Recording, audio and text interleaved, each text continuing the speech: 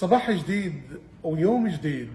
اللاعبون المغاربة يواصلون تألقهم في الملاعب الإماراتية، سواء في دوري أدنوك للمحترفين أو في البطولات المحلية الأخرى.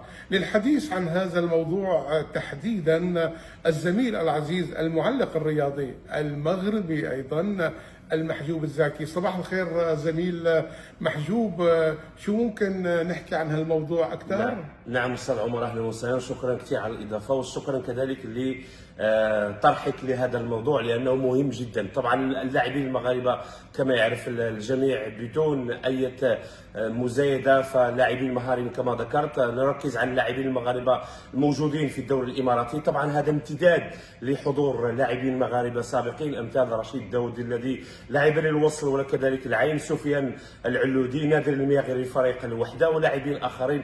وكما قلت هذا امتداد لحضور قوي ومتميز للاعبين المغاربه. لدينا 5 لاعبين ينشطون في الدوري الاماراتي، ابرزهم طبعا سفيان رحيمي رغم نزول او انخفاض مستوى فريق العين، كذلك سفيان رحيمي الذي فاز مع فريقه الوصل بالثنائيه السنه الماضيه وشارك وصعد في الدور 16 في دوري ابطال اسيا، ولم يوفقوا في تكمله المشوار لصعوبه المهمه. لدينا كذلك لاعب وليد أزارو الذي مع فريق عجمان، هذا الفريق محدود الامكانيات، محدود المنافسه، محدود الطموح كذلك، رغم ذلك يتالق ويسجل اهداف ويساعد فريقه في تقديم مستوى جيد. عادل تعرابط الذي يعرفه الجميع، هو عراب كرة القدم بمهارته وفنياته، لاعب ميلان وتوتنهام وكويز بارك رينجرز الانجليزي وبينفيكا البرتغالي، لعب للنصر في الدور الاول من الدوري الاماراتي، ولعب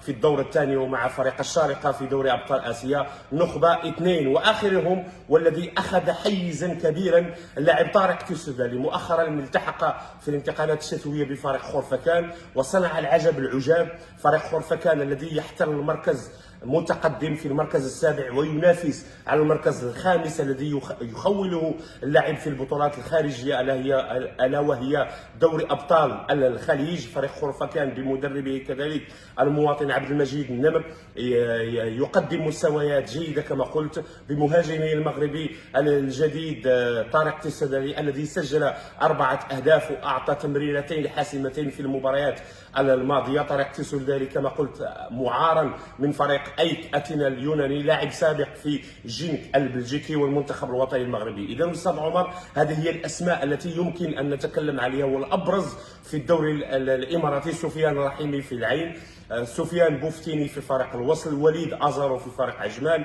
عادل تعرابط في فريق الشارقة، واخرهم كما ذكرت وليس اخرهم ان شاء الله طارق تيسودالي. واكيد هناك مواهب اخرى، هناك انديه اماراتيه وضعت عينها على لاعبين مغاربه اخرين ان شاء الله. فعلا زميل محجوب، هؤلاء اللاعبين استطاعوا فرض انفسهم كعناصر اساسيه في فرقهم.